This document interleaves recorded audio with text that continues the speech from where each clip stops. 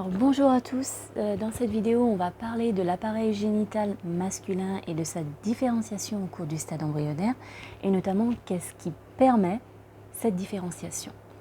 Alors déjà ce qu'il faut savoir c'est que le sexe phénotypique d'un individu il est déjà déterminé en amont par la présence d'une paire de chromosomes sexuels XX pour les femmes et XY pour les hommes. Toutefois ça ne signifie pas que, c'est-à-dire qu'il existe quand même une phase au cours de laquelle l'individu, qu'il soit féminin ou masculin, partage exactement les mêmes caractéristiques, c'est-à-dire que leur gonade n'est pas encore différenciée. On dit que les gonades sont encore indifférenciées. Qu'est-ce que ça signifie? Ça signifie qu'on n'a ni des testicules, ni des ovaires. Ça signifie également qu'on a deux systèmes, les canaux de Wolff et les canaux de Müller. Il faut également savoir que dès les premières semaines en fait, du stade embryonnaire, on détecte la présence de gonadostimuline, la LH et la FSH chez le fœtus. Chose très importante à savoir pour la suite du cours. Alors, à partir de la 7e semaine ou 8e semaine, ça dépend, on va avoir un chamboulement qui va s'opérer. Et en fait, qu'est-ce qui fait que ce chamboulement a lieu à partir de la 7e semaine et qui en est le responsable?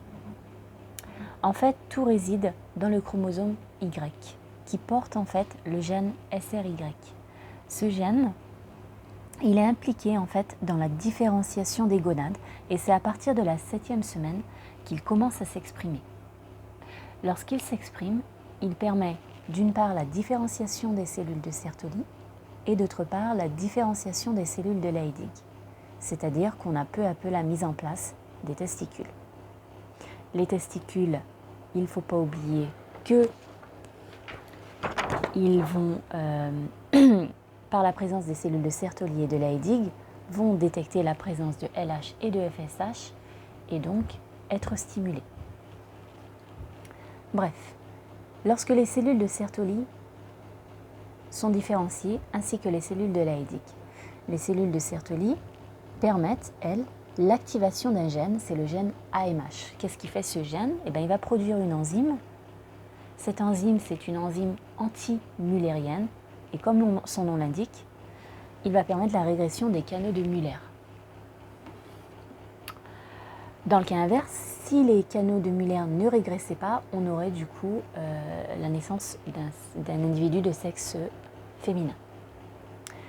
Les cellules de Leydig, quant à elles, vont synthétiser de la testostérone grâce au gonadostimuline, la LH. Et la testostérone, au stade embryonnaire, va permettre le maintien des canaux de Wolff. Tout cet ensemble va permettre la mise en place des caractères sexuels primaires d'un individu masculin et donc à la naissance de pouvoir déterminer son sexe. En revanche, à la puberté, on aura de nouveaux phénomènes qui vont se mettre en place et qui vont permettre de parachever la masculinisation de l'individu et ça on le verra dans une prochaine vidéo quand on parlera de la boucle de régulation. À bientôt.